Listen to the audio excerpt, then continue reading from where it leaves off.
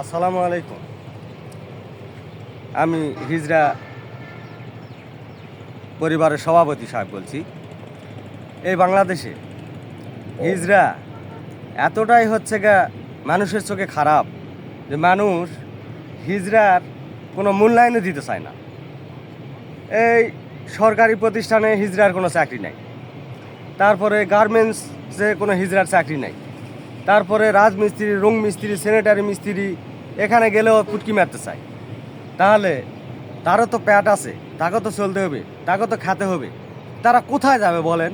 এই আপনাদের কাছে সাধারণ জনগণের কাছে যদি হচ্ছে 2-10 টাকা চাতে যায়, তাহলে আমরা মারি, আমরা তারি, তাহলে তাদেরকেও তো বাঁচতে হবে। আল্লাহ কি জীবনে দিয়ে তাদেরকে পাঠাইছে যে তারা কোনো জায়গায় তাদের স্থান নাই। আমি বাংলাদেশ সরকারের কাছে অনুরোধ একটাই করব, এবার যে সরকারি উঠুক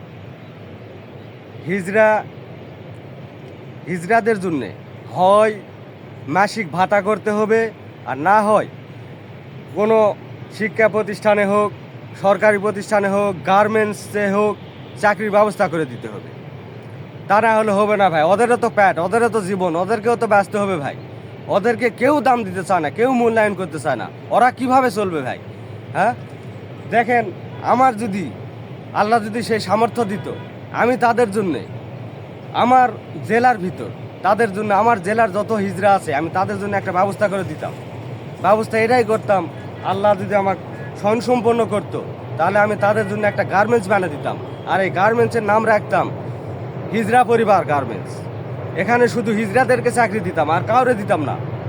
তো দেশের সরকারের কাছে আমার একটাই অনুরোধ, এবার ইলেকশানে জামাত হোক আর বিএনপি হোক, যে উঠুক সরকার, যেই হোক, তাদের জন্য হয় একটা ভাতার ব্যবস্থা, প্রত্যেক হিজড়ার একটা ভাতার ব্যবস্থা করতে হবে। আর না হয় তাদের একটা কর্মের ব্যবস্থা করতে হবে। কারণ তাদের আমরা মূল্যায়নে দিতে চাই না। আমরা মনেই করি না যে আমরা হিজড়াও আমাদের বাংলাদেশের একজন। আমরা হচ্ছে মায়ানমার থেকে লোক নিয়ে আসি, মায়ানমার লোক ঠাঁই দেয় আমাদের বাংলাদেশে। মায়ানমার দেশের লোকক আমাদের বাংলাদেশে ঠাঁই দেয়, অথচ আমাদের দেশে কত হিজড়া না খায় মারা যাচ্ছে। কোনো জায়গায় চাকরি নাই, কোনো জায়গায় কাজ নাই, হ্যাঁ, কোনো ভাতা নাই। তাদেরও তো ভাই জীবন, তাদেরও তো ভাই পেট আছে, তাদেরকেও ভাই চলতে হবে। তাহলে আমরা নিজের ভাই ভাত পায় না, খালাতো ভাইয়ের ধন ধরে টানাটানি করি।